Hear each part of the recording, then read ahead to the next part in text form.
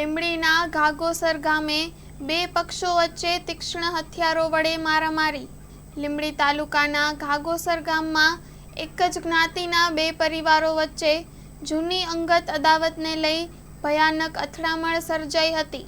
વાત એટલી વધી ગઈ હતી કે બંને પક્ષો તીક્ષ્ણ હથિયારો સાથે સામસામે આવી ગયા હતા અને ખુલ્લેઆમ મારામારી શરૂ થઈ ગઈ હતી।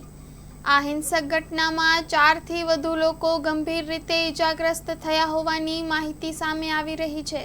ઈજાગ્રસ્તોને તાત્કાલિક નજીકની હોસ્પિટલમાં સારવાર માટે ખસેડવામાં આવ્યા છે।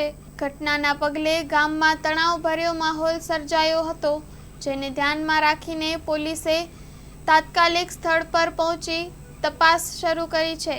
પોલીસ દ્વારા હાલ પરિસ્થિતિ કાબૂમાં હોવાનું જણાવવામાં આવ્યું છે। પ્રાથમિક તપાસમાં જૂની વ્યક્તિગત અદાવત આ અથડામણનું મુખ્ય કારણ હોવાનું સામે આવી રહ્યું છે। પોલીસ દ્વારા સમગ્ર મામલે ગંભીરતાથી તપાસ હાથ ધરવામાં આવી છે અને સંડોવાયેલા તત્વો સામે કડક કાર્યવાહી કરવા માટે ચક્રો ગતિમાન કરવામાં આવ્યા છે। આ ઘટના બાદ સ્થાનિક લોકોમાં ભયનો માહોલ જોવા મળી રહ્યો છે અને કાયદો વ્યવસ્થા અંગે ફરી પ્રશ્નો ઊભા થયા છે। Story report by Jayendrasinh Zala, Surendranagar.